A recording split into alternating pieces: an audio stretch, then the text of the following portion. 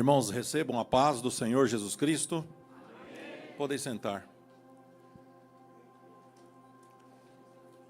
Quero agradecer, primeiramente, pastor Aurir, pastor Marcelo Dantas, pelo convite que nos foi feito e pela confiança, de estar aqui, nos dando essa oportunidade para falar para a igreja, para a liderança. Também estou feliz de rever aqui muitos irmãos, que a gente já conhece, alguns foram ovelhas nossas ali de alguns tempos, em outras igrejas.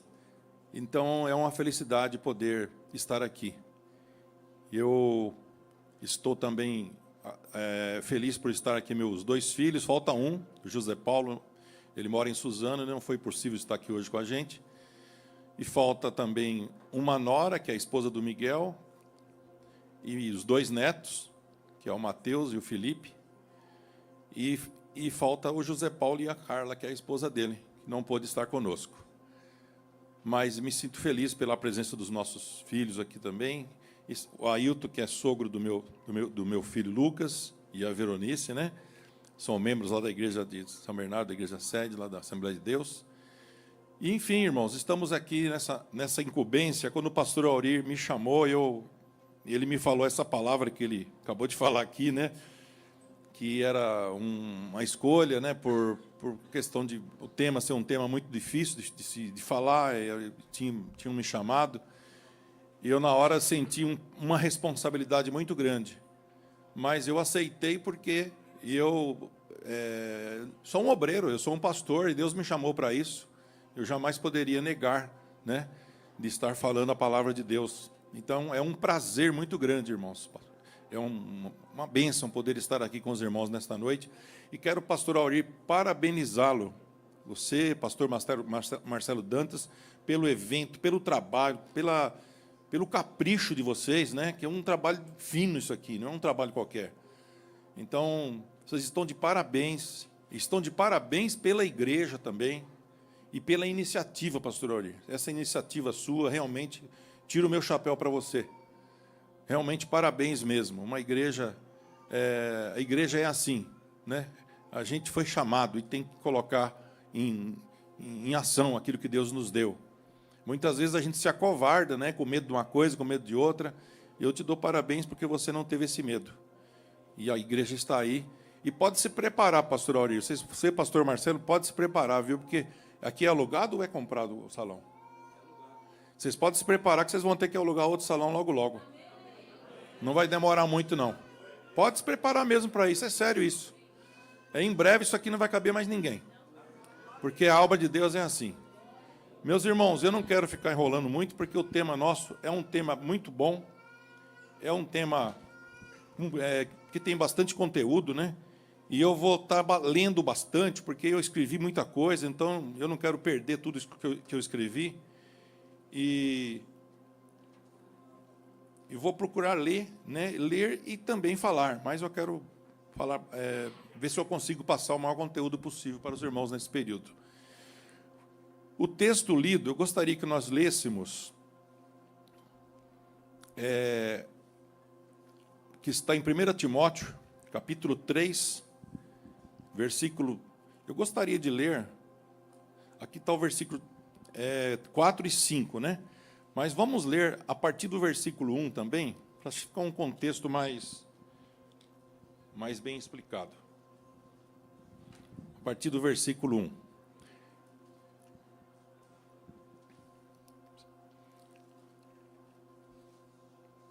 1 Timóteo. Esta é uma palavra fiel. Se alguém deseja o episcopado, excelente obra deseja. Convém, porém, que o bispo seja irrepreensível, marido de uma mulher, vigilante, sóbrio, honesto, hospitaleiro, apto para ensinar, não dado ao vinho, não espancador, não cobiçoso de torpe ganância, mas moderado e não contencioso, não avarento. Agora o versículo 4, que é o versículo principal do nosso assunto. que governe bem a sua própria casa, tendo seus filhos em sujeição com toda modéstia. Porque se alguém não sabe governar a sua própria casa, terá cuidado da igreja de Deus. Amém, meus irmãos? É um texto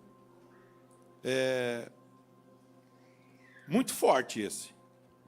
É um texto forte porque ele deixa bem claro aí a postura de um obreiro e de um chefe de família. Irmão Leonardo, Deus abençoe.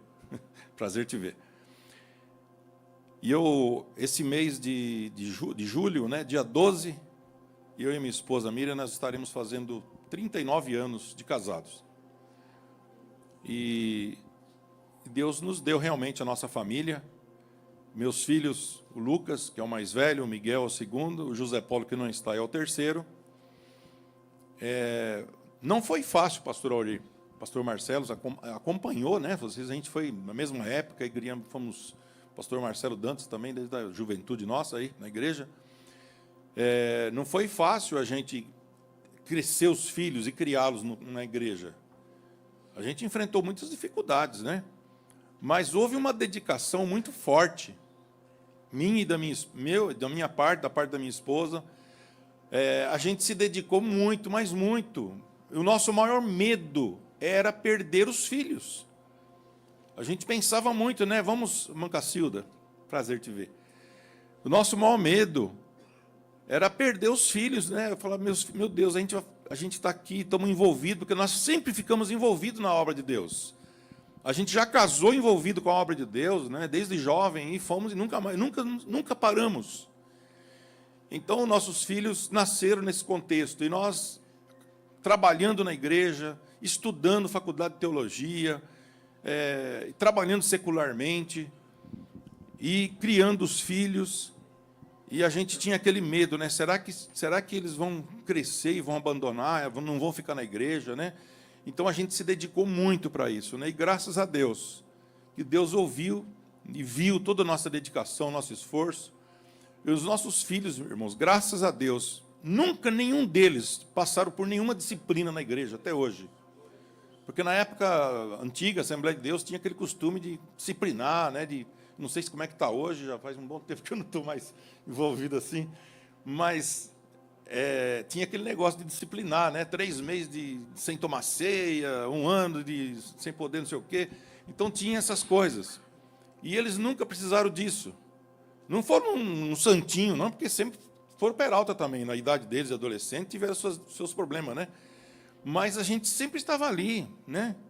A minha esposa teve uma época que ela precisou sair, ela saiu da igreja, eu fiquei, ela saiu, foi congregar lá em Santo André, para acompanhar um dos filhos nossos que tinha ficado nervoso aqui com a igreja, e foi embora para lá, e ela foi para lá para ficar perto, para estar ali, né, segurando as coisas, né? Então, tudo isso a gente passou por tudo isso. E, no fim, volta tudo e se encontra, mas ninguém saiu, nunca ninguém abandonou o barco, não. E hoje eles estão aí. O Zé Paulo, que não está aqui hoje, ele é obreiro lá na igreja onde ele congrega lá. Como é que é o nome da igreja lá? Quem? Missão Mundial. Eu não conheço, mas acho que os irmãos devem conhecer, lá em Suzano, uma grande igreja lá. E ele trabalha lá também, eles trabalham na parte de casais também lá, ele com a esposa. Então, irmãos, a nossa jornada é essa. E nós estamos aí, além disso, o trabalho que a gente vem desenvolvendo na obra do Senhor, que conforme o pastor Auri já disse aqui, né? Então, falar sobre família é isso. Família e ministério. A família como base do ministério, a família ela é base para tudo, na verdade, não só para o ministério. Mas tudo que você pensa hoje, que existe nesse mundo, é gerado na família. Todas as pessoas importantes que surgem no cenário mundial hoje, eles são construídos dentro da família. Então, a família é ela que é a principal de tudo. Tudo que tem no mundo vem da família. Então, não tem outra instituição, não tem outra coisa que a gente possa colocar aqui como mais importante para o ministério do que a família. A família ela é tida como um grupo social formado por pessoas. Vocês estão acompanhando aí no livrinho, né? Está na página 13, né?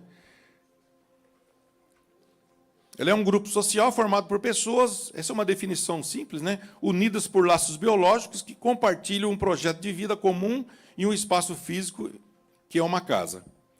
A criação da família. A família foi criada por Deus, né? Ela não foi criada por nenhum filósofo, nenhum profeta, nenhum outro tipo de liderança.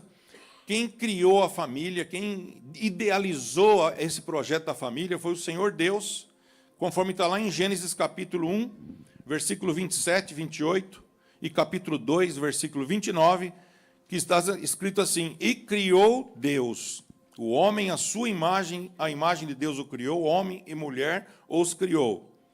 E Deus os abençoou, e Deus lhes disse: frutificai e multiplicai-vos, e enchei a terra, e sujeitai-a e dominai sobre os peixes do mar, e sobre as aves do céu, e sobre todo animal que se move sobre a terra.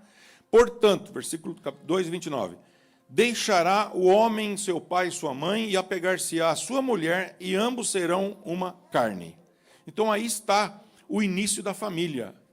Aí está o projeto da família. E qual é a importância da família para as pessoas, né? A importância da família é o lugar, ela é o nosso maior patrimônio, né? Ela é mais importante do que bens materiais. É o nosso porto seguro, porque ela nos dá apoio emocional, efetivo e nos fortalece diante dos desafios. Ela é o nosso ponto de apoio para os desafios que a gente enfrenta diariamente. E é para a família que a gente corre quando a coisa fica feia. E eu me lembro que uma vez eu estava trabalhando, eu trabalhei 32 anos numa empresa pública e me aposentei.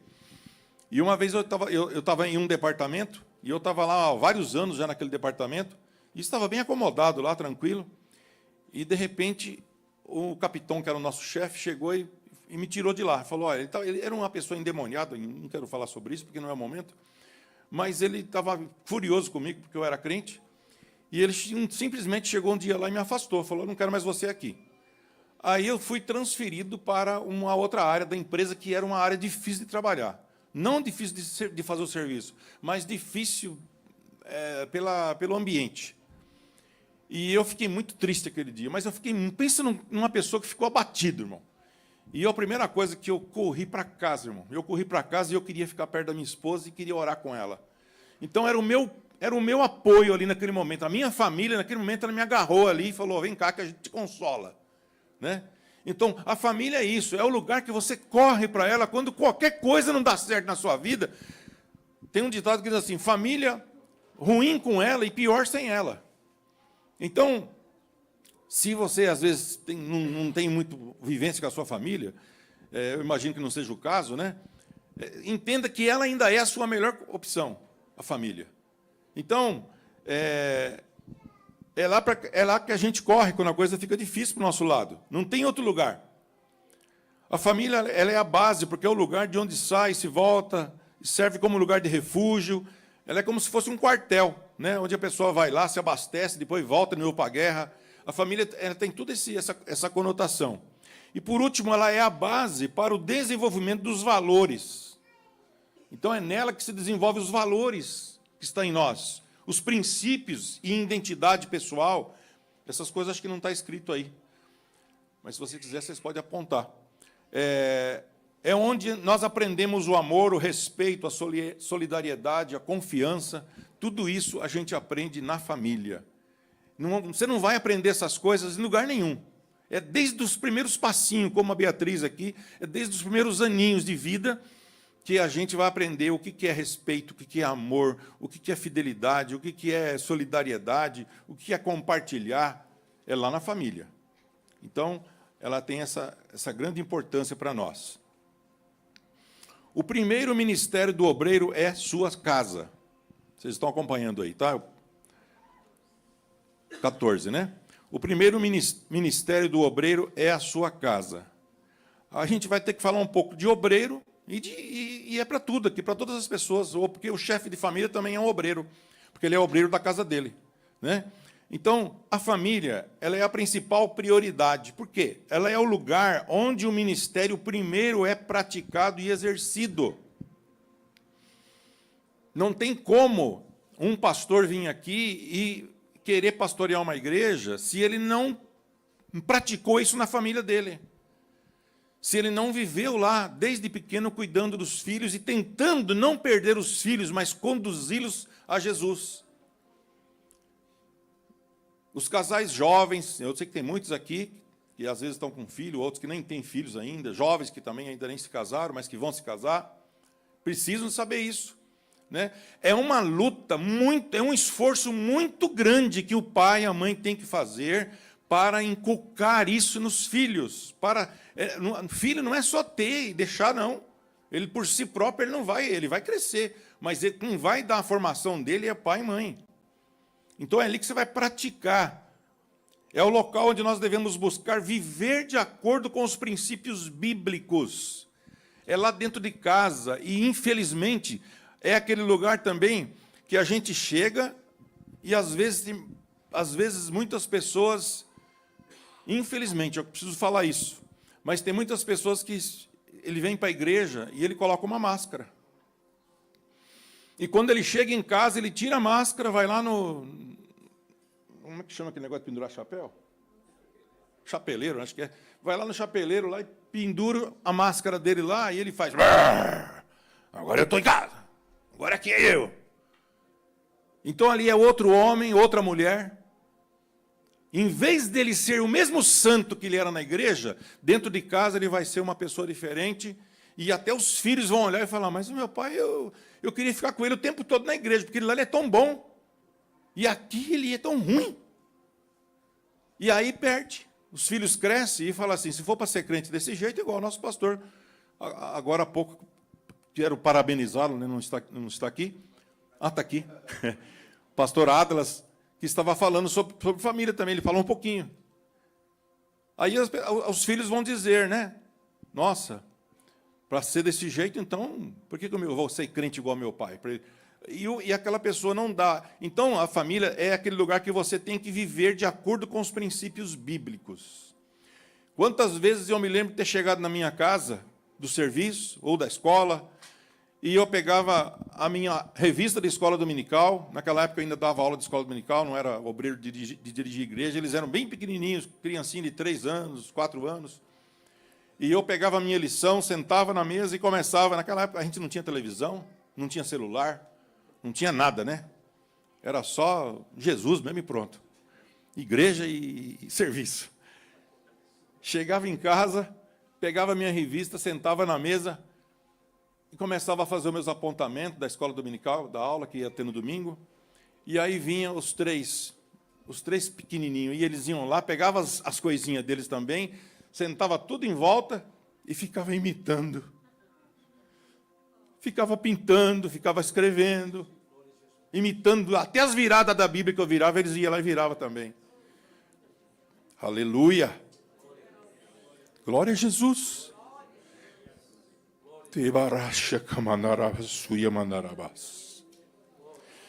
Aleluia, Jesus está aqui, irmãos. Ele é assunto de família, é do coração de Deus. Porque hoje as coisas estão ficando difíceis. Está ficando difícil educar filhos. Se naquela época era difícil, imagina hoje.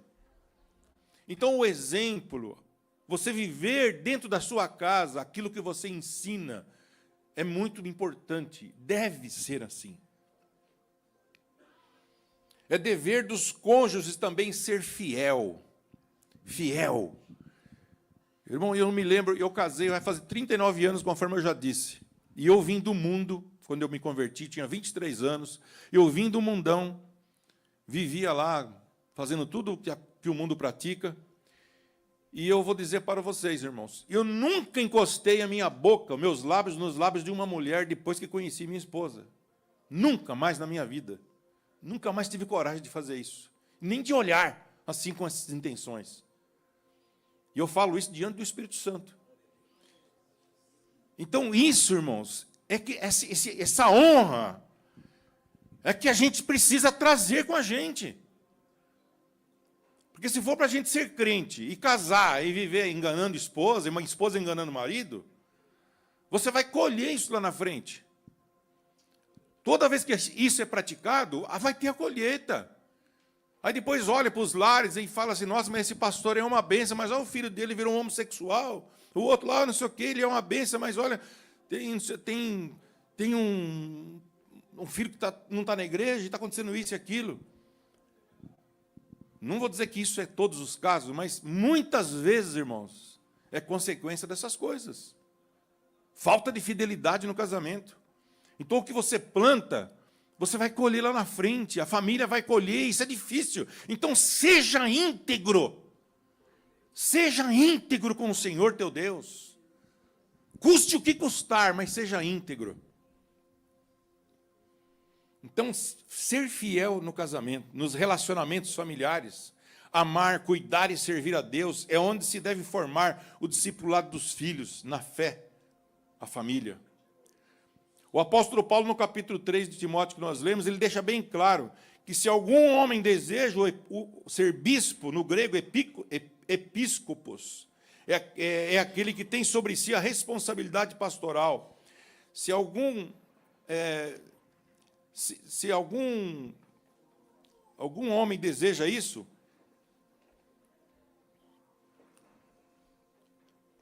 ele deseja um cargo nobre e importante, o pastorado.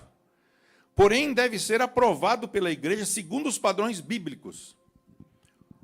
Para você ser um pastor, a igreja precisa ver em você que você realmente é um homem de Deus, que o seu testemunho não deixa rastro para trás. A igreja vê isso e ela precisa aprovar isso. Isso significa que a igreja não deve aceitar pessoa alguma para a obra ministerial, tendo por base apenas o seu desejo de ser pastor, ou o seu grau de escolaridade, ou a sua espiritualidade, ou porque essa pessoa se acha que tem visão ou chamada. A igreja da atualidade não tem o direito de reduzir esses preceitos que Deus estabeleceu mediante o Espírito Santo. Eles estão plenamente em vigor e devem ser observados por amor ao nome de Jesus, ao seu reino e da honra e da credibilidade elevada da posição do ministro. Os padrões bíblicos do pastor são principalmente morais e espirituais. O caráter íntegro de quem aspira a ser pastor de uma igreja é mais importante do que uma personalidade influente. Não adianta ele ter só uma personalidade influente, ele precisa ter um caráter íntegro. Porque tem muita gente que se apresenta para ser pastor, para ser obreiro, né, com muita coisa assim que você olha e fala, nossa, esse aí vai arrebentar. Mas ele não tem um caráter íntegro.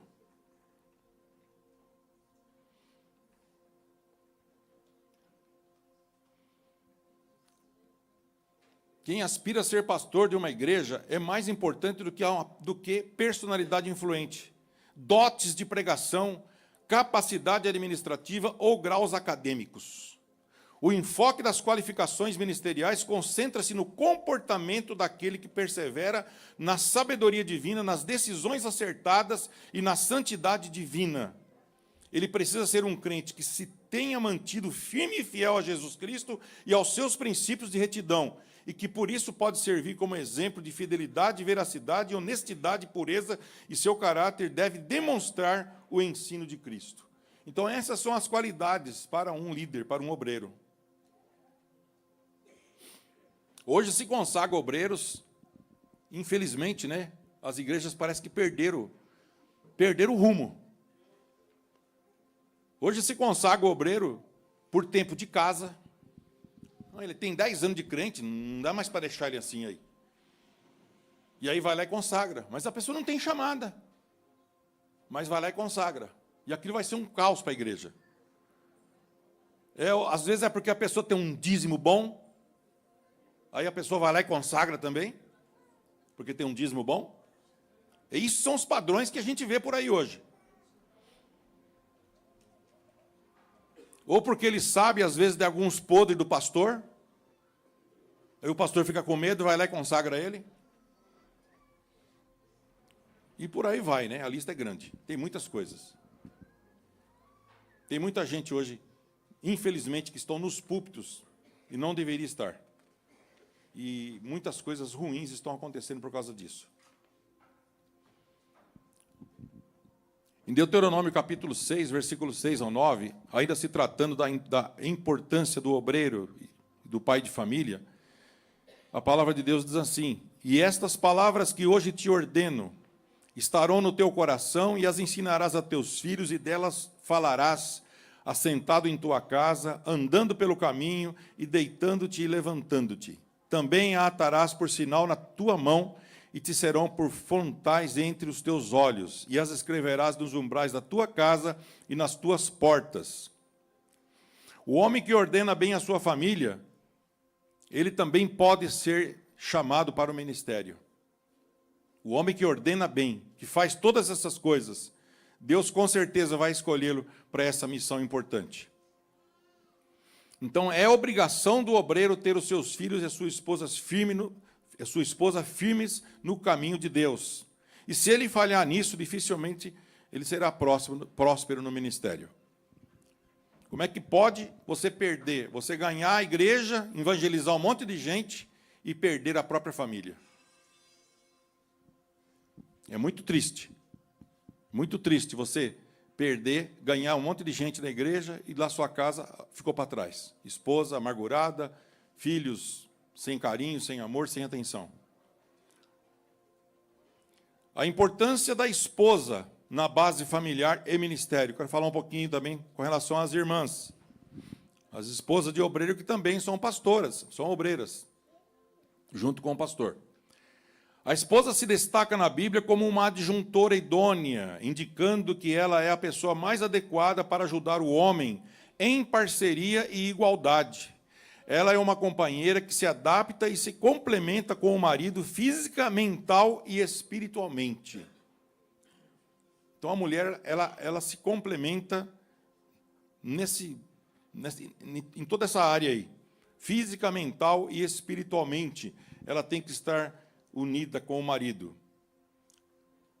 Em Gênesis 2:18, o Senhor Deus ele fala assim: disse o Senhor Deus, não é bom que o homem esteja só. Far-lhe-ei uma adjuntora idônea para ele.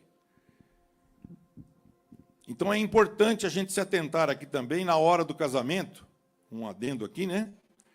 Para a pessoa que vai casar, ou até mesmo os pais que vão instruir os filhos na hora do casamento, prestar muita atenção com relação a essa questão do julgo desigual. Para não casar com uma pessoa que depois vai te dar problema. O julgo desigual vem de muitas formas. Você pode casar com uma pessoa que não é crente, por exemplo, e lá na frente você, mas ela vai se converter, ou ele vai se converter.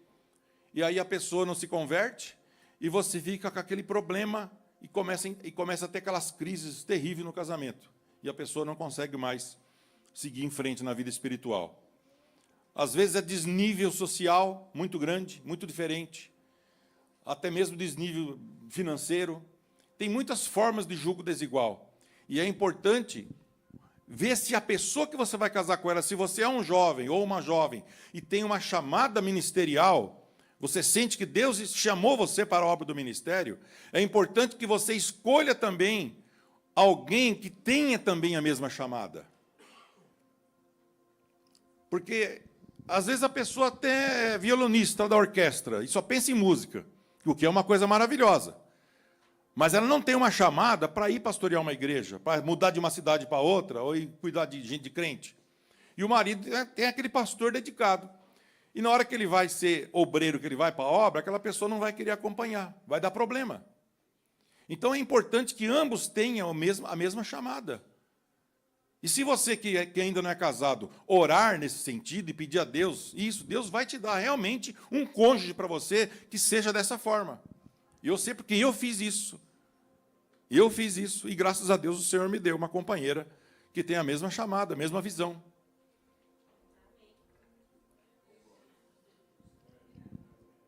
E essas coisas parece que as igrejas hoje, parece que esquecem um pouco de ensinar isso, né? Vai ficando para trás e as pessoas vão se enrolando tudo aí de qualquer jeito. E as famílias vão virando uma coisa difícil de resolver.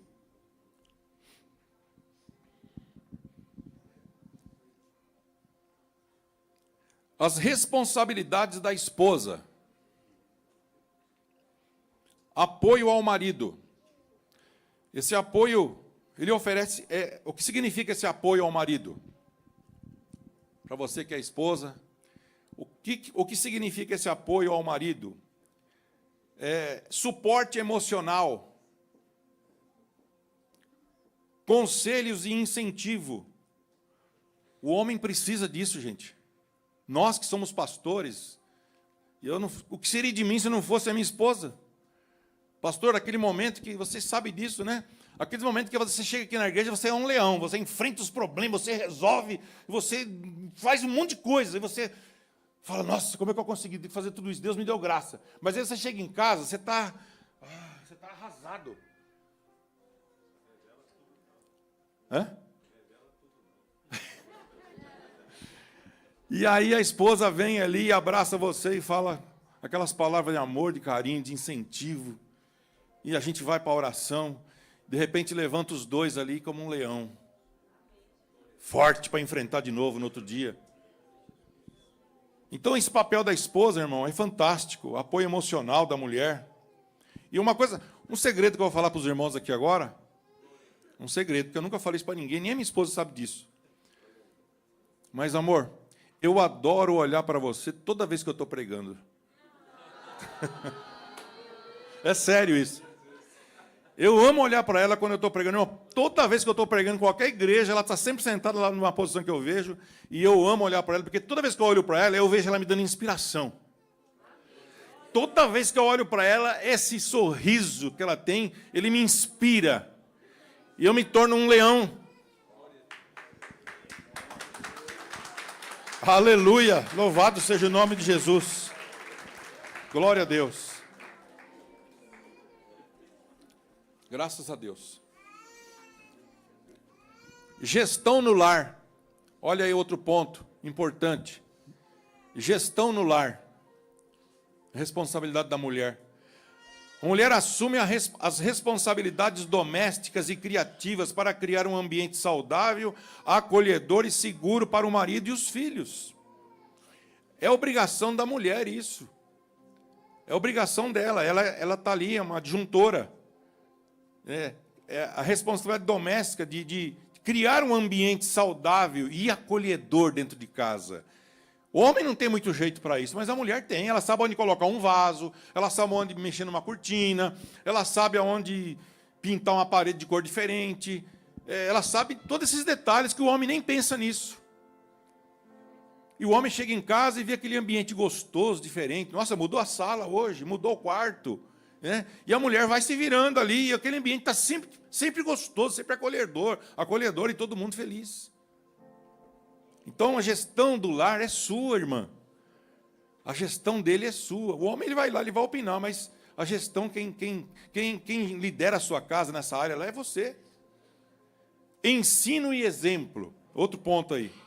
A mulher ela tem a responsabilidade de transmitir valores, princípios éticos e morais que orientam o comportamento e as decisões dos filhos. E ela também ensina com o próprio exemplo dentro de casa. Coisa linda. Além do exemplo, ela vai ensinar. Eu vejo aqui minha neta Beatriz, está com 3 aninhos, fez agora 3 anos. Pega essa menina aí, dá o microfone na mão dela para vocês verem ela começar a cantar esses worship aí. E ela manda ver, viu? E afinada. Gosta muito. Mas ela tem o exemplo dentro de casa. Os pais escutam, deixa ela ver, e mostra, incentiva. Louvado seja Deus. Compaixão e carinho. Outra característica. Ela oferece cuidado, amor, criando um ambiente de segurança e afeto para o marido e os filhos. Cuidar com zelo. A importância da comunicação, um outro ponto. Ela deve ser capaz de comunicar os seus sentimentos e necessidades ao marido. E o marido deve estar aberto para ouvi-la e entender as suas necessidades.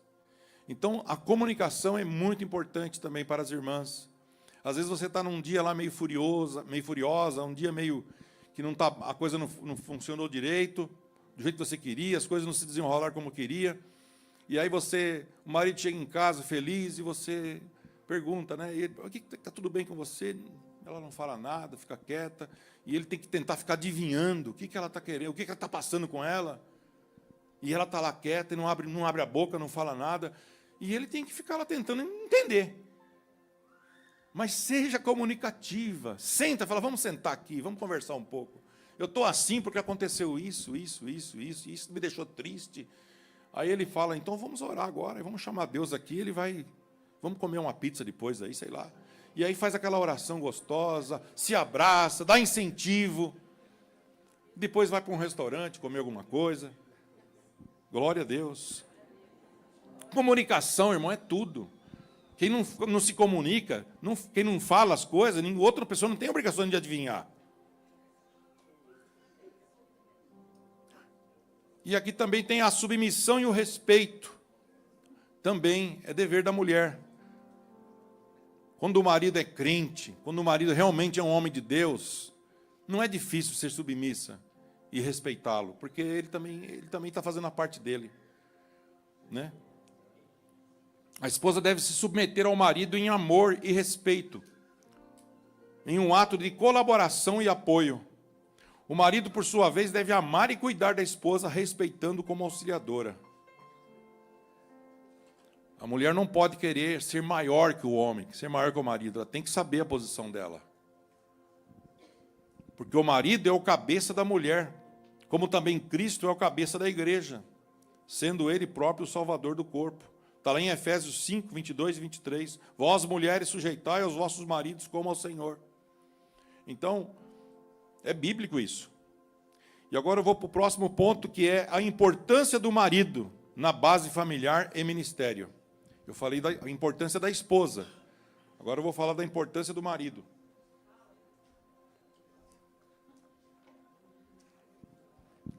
Como cabeça, o marido é líder, provedor, protetor e exemplo espiritual para a esposa e os filhos.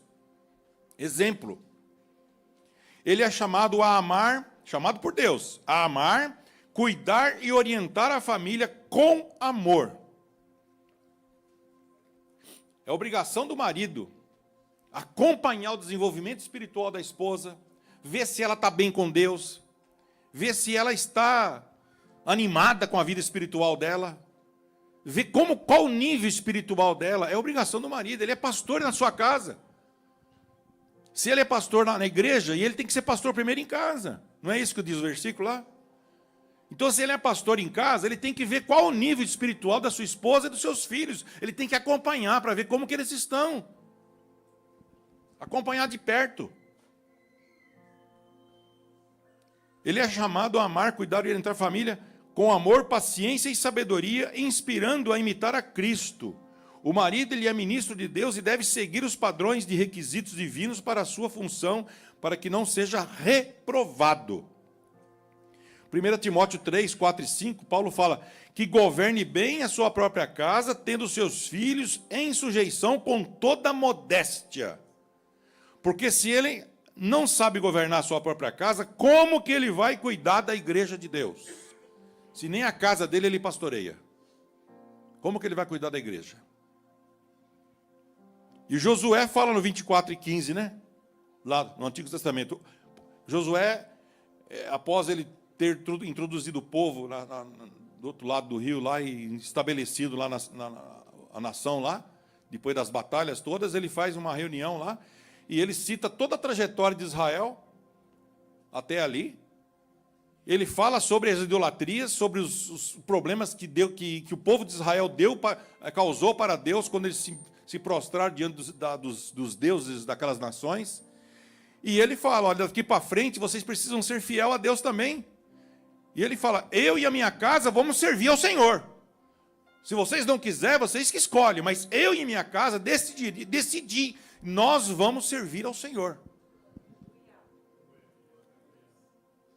E isso aí é uma decisão, irmãos, é uma decisão definitiva. Servir ao Senhor. E servir ao Senhor é ser tudo isso aqui que nós estamos aprendendo hoje, desde o começo.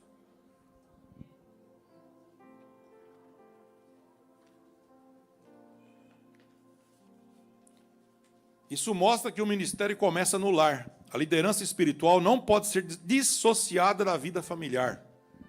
Então, a liderança, você não pode separar a igreja de família. Você não pode fazer essa separação, né? Ambas caminham junto.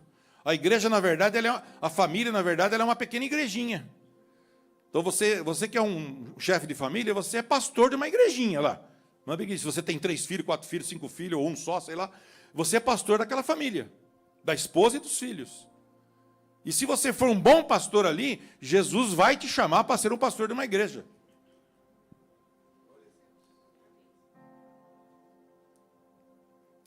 O marido, como líder da família, é responsável por tomar decisões e guiar a família em direção aos valores cristãos. Sua liderança, no entanto, deve ser exercida com amor, serviço, como Jesus amou e liderou a igreja. Vós, maridos, Efésios 5, 25. Vós, maridos, amai vossas mulheres, como também Cristo amou a igreja e a si mesmo se entregou por ela. Suas responsabilidades. Nós falamos lá das responsabilidades das irmãs. Agora aqui vai vir as responsabilidades dos homens. Providência. Primeira que está aí que página está aí, Miriam? 15. Se você estiver acompanhando aí. Providência.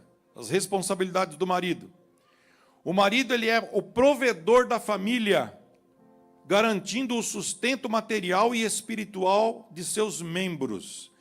Ele deve cuidar das necessidades da família e prover para que todos se desenvolvam física, mental, social e espiritualmente. Olha que responsabilidade tem o marido.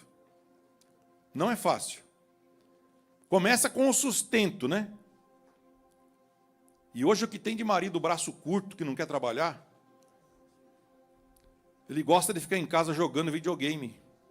Os maridos de hoje, muitos deles fazem isso. E a mulher tem que sair para a guerra. Então, a função do marido aqui, irmão, é provedor. É você que tem o dever de colocar o sustento para os filhos, para a esposa, dentro de casa, o alimento.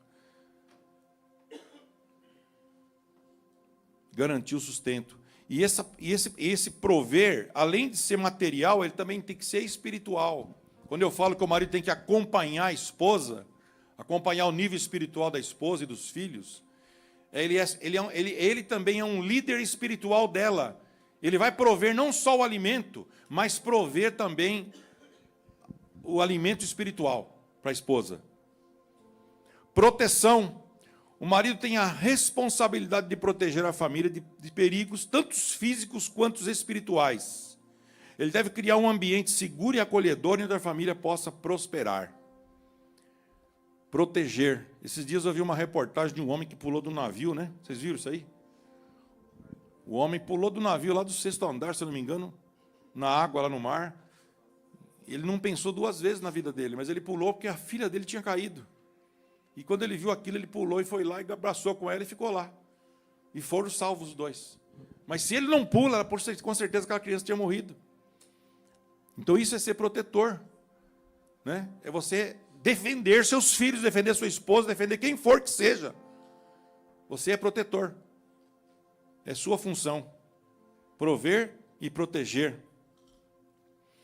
E também exemplo dentro de casa. O marido, ele é o exemplo espiritual para a esposa e para os filhos. O exemplo dele inspira eles a seguir a Cristo. E ele deve compartilhar a sua fé, orar com a família e ensinar os princípios bíblicos. Quanta gente faz isso hoje, pastor Auri?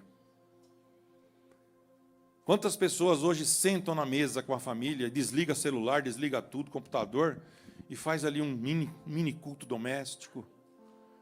Quanta gente faz isso hoje? Dá para contar nos dedos. A minha sogra, ela tem, eu tenho uns problemas com a minha sogra lá, que ela fala muito. Mas eu gosto dela, e ela gosta de mim também. Mas ela é crente, pastor. Não sei se você lembra do pastor Cantelli. Lembra? Ele era a esposa dele, pastor saudoso pastor Cantelli. Uma mulher de Deus. E ela tem um costume que ela criou os filhos assim, né? Então ela tem um negócio lá que ela faz o culto doméstico, mas todo santo dia. Não tem uma falha, não tem um dia que você possa imaginar durante os 365 dias que ela não faz esse culto doméstico. Você vai na casa deles lá, dorme lá uma noite lá. Aí no manhã cedo, do outro dia, ela chama. Só falta bater o sino para tomar café. Aí chama lá para tomar café. Aí você senta na mesa, na que você vai comer, ela... Culto doméstico. Aí começa, ela cita o salmo, que todo mundo já sabe aquele salmo de cor. E fala aquele salmo. E às vezes a gente critica ela, né? Às vezes a gente critica. Mas ela criou a família dela daquele jeito. Criou os filhos daquele dia. Ela formou 5 líderes. 5 líderes na família. Então, é um propósito, é uma coisa que funciona isso. Você sentar na mesa ali, se você não quer fazer um culto doméstico, mas leia a Bíblia. Ou então, a minha esposa, ela vivia com a geladeira cheia de versículos para as crianças olhar. Escrevia aquele monte de versículos assim com a mão lá e colocava, grudava aquele na geladeira assim. E tinha hora que eu passava lá e via os meninos lá, aprendendo a ler lá e lendo aquilo lá, os versículos. Aprendendo a ler. Eles, porque eu vinha da escola, que a criança, quando começa a aprender a ler, ele começa a ler tudo. Tudo que ele olha, ele fica juntando as letras, né? Quando está aprendendo a ler. E eu lembro que eu chegava em casa e ficava lá, provérbios, lá, colocava um monte de provérbios, e as crianças ficavam lá juntando aqueles versículos lá e lendo. Quantas vezes ele colocava eles para dormir de noite no berço, e eu cansado, tinha que levantar cedo para trabalhar, mas eu ia lá no quarto deles, e chegava no ouvidinho dele, já dormindo, já, e falava, o Senhor é o meu pastor e nada me faltará. E às vezes eu inventava até coisa que não estava na Bíblia, né? Porque eles gostam de história, então eu começava lá, e Jesus desceu do barco, e o barco ficou sozinho lá, e aí eles paravam assim, começavam, mas que história legal é essa? Né? E aí o negócio ia, mas era envolvendo eles com Deus. Glória a Jesus, irmãos. Os frutos estão aí, graças a Deus, um zomão grande aí, tudo firme com Jesus, né? Glória a Deus.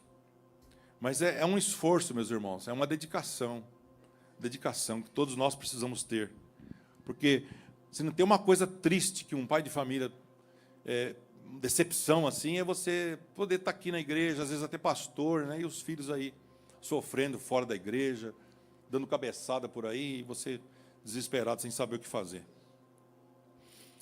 Amor e sacrifício. O marido deve amar a sua esposa e filhos, como Cristo amou a igreja, com sacrifício e dedicação. Ele deve servir a família, cuidando das suas necessidades, buscando o bem-estar de todos. Eu vou dar uma aceleradinha aqui, viu, irmãos? Mas se alguém não sabe, 1 Timóteo 5:8, mas se alguém não sabe, não tem cuidado dos seus, e principalmente dos domésticos da fé, olha o que diz a Bíblia, ele negou a fé e é pior do que o infiel. Submissão e respeito. O marido deve respeitar a esposa e suas opiniões, reconhecendo sua importância na família. Ele deve buscar a submissão da esposa, não por domínio, mas por amor e serviço. 1 Pedro 3:7 fala assim, igualmente vós, maridos, coabitai com elas com entendimento, entendendo que dando honra à mulher como vaso mais fraco, como sendo vós os seus cordeiros da graça da vida, para que não sejam impedidas as vossas orações.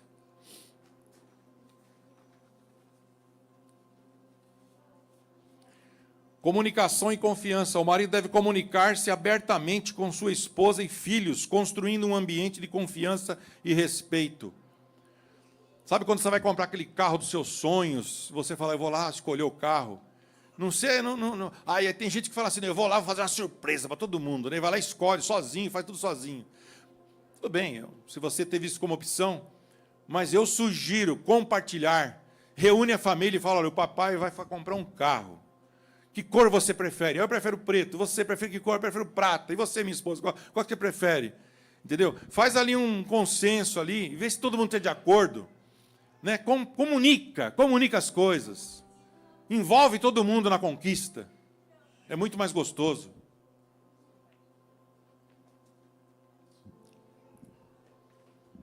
Equilíbrio e sabedoria. O marido deve buscar o equilíbrio em todas as áreas da vida, tanto em casa quanto no ministério. Ele deve exercer sabedoria divina em suas decisões e ações, sempre buscando o bem-estar da família e da igreja.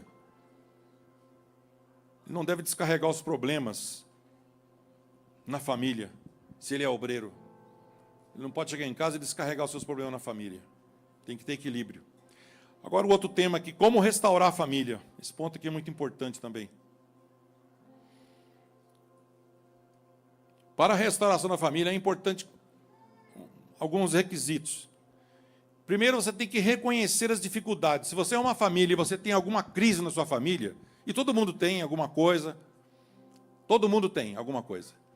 Se na tua família tem alguma crise, algum problema lá que você não deu certo de resolver ainda, você precisa o quê? Entender que se trata de um problema e que aquilo não é normal.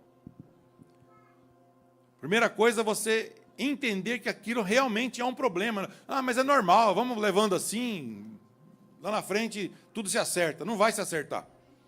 Se você não trabalhar para isso, não vai se acertar. Então você tem que reconhecer que existe problema. E entender que se trata de um problema que não é normal e que não pode continuar como está. E os familiares precisam então fazer o quê? Reconhecer o problema. Seja lá o que for o problema. Reconhece que ele existe. Seja na comunicação, seja no relacionamento de outra forma, seja em que área for. Reconheça, seja inimizade, e reconheça que existe um problema. Ponto. Reconheceu o problema? Vamos buscar o Senhor para resolver esse problema. Com arrependimento. É necessário se arrepender, chegar no Senhor e orar, e mostrar para Deus aquilo, e buscar restaurar a comunhão.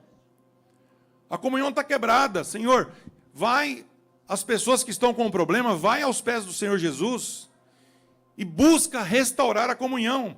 Lá em Mateus 5, 23, 24, Jesus diz assim, olha, portanto, se trouxeres a tua oferta ao altar e aí te lembrares de que teu irmão tem alguma coisa contra ti, siga em frente. Deixa para lá que vai resolver sozinho? Não. Ele fala, deixa a tua oferta esperando ali, diante do altar, e vai reconciliar-te primeiro com o teu irmão e depois vem e apresenta a tua oferta. Não adianta querer estar bem com Deus se a nossa casa, família, nós temos diferenças não resolvidas. Não adianta a gente querer estar bem com Deus, ser uma bênção. E lá na nossa casa tem coisas...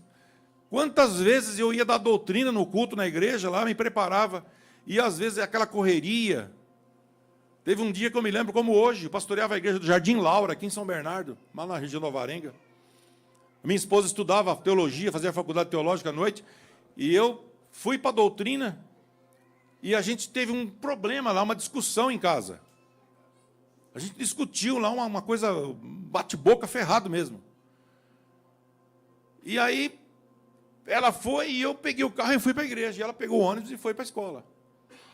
E eu cheguei na igreja, dobrei meu joelho, eu ia dar doutrina para a igreja. Na hora que eu dobrei meu joelho, o Espírito Santo começou a falar assim, como é que você vai pregar desse jeito? Como é que você vai olhar para a igreja, para a noiva de Cristo desse jeito? Você brigou com a sua esposa. Eu, naquele tempo, não tinha celular ainda. Mas a igreja tinha um telefone. Irmãos, eu corri lá, irmão, saí, larguei tudo. Corri lá na secretaria, onde era a minha salinha, lá, peguei o telefone fixo, liguei para a faculdade onde ela estava indo, ela já tinha chegado. E eu mandei chamar ela, eles foram lá, chamaram, e eu falei para ela, você me perdoa em nome de Jesus. Eu fui bruto com você. Eu não entendi o que você estava querendo dizer, eu não agi certo. Me perdoa em nome de Jesus, eu estou arrependido disso que eu fiz. E ela falou, meu amor, está tudo perdoado, não tem nada contra você. E eu levantei dali e fui da doutrina, e Deus operou maravilhas. Então, não adianta querer continuar se tem alguma coisa travando ali. Não deixa o sol se pôr sobre a sua cabeça, sem resolver isso. Porque não vai ter vitória.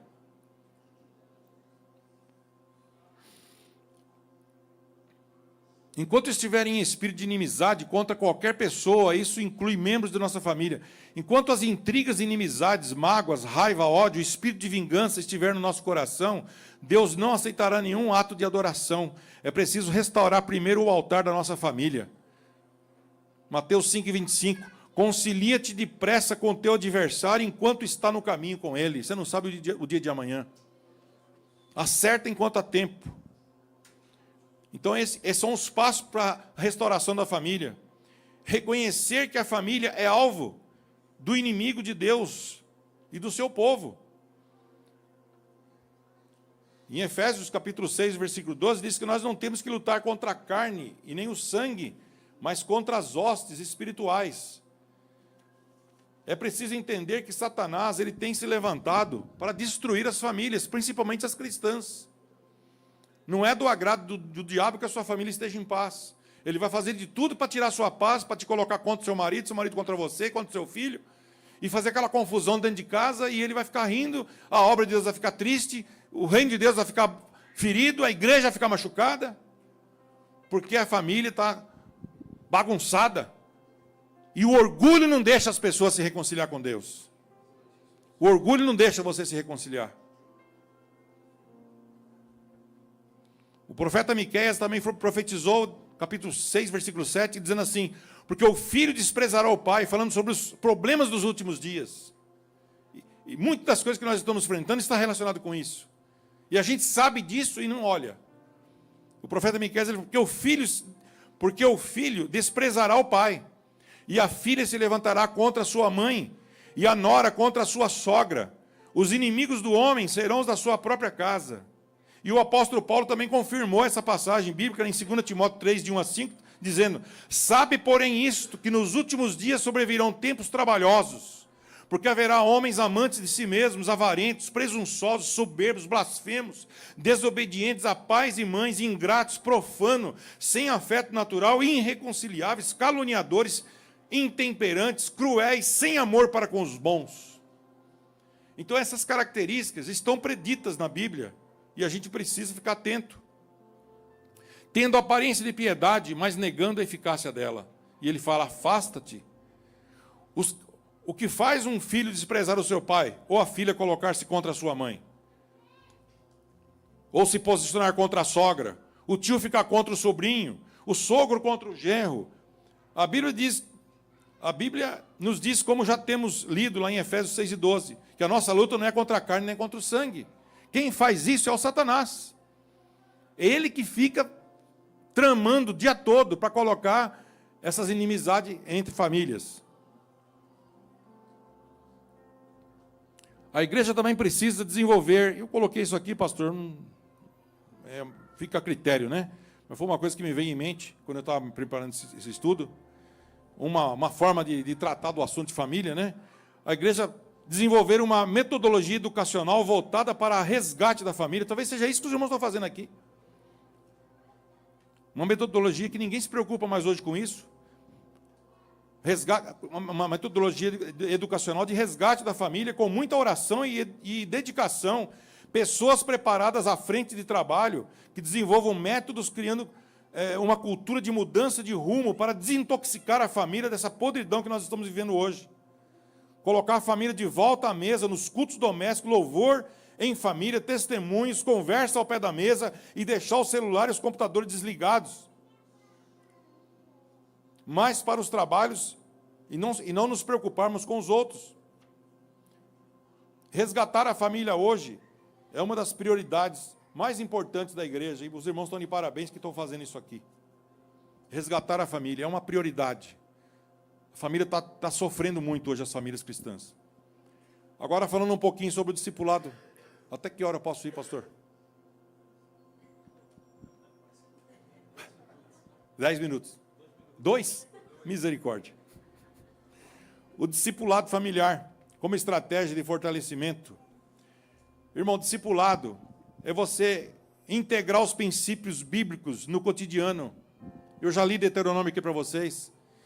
O discipulado familiar é integrar os filhos, né, os versículos bíblicos na vida dos filhos. É fazer os filhos decorar versículos. Eles adoram isso. Fazer desafios com eles, gincana dentro de casa. Faz os filhos decorar versículo, entender a Bíblia.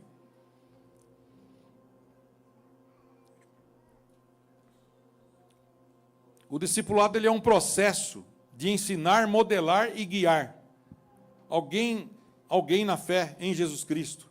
Ensinar é a transmissão de conhecimento. Modelar é apresentar um exemplo de vida cristã autêntica. E guiar é acompanhar o discípulo até a sua jornada final. Os filhos são a herança de Deus, não são qualquer coisa.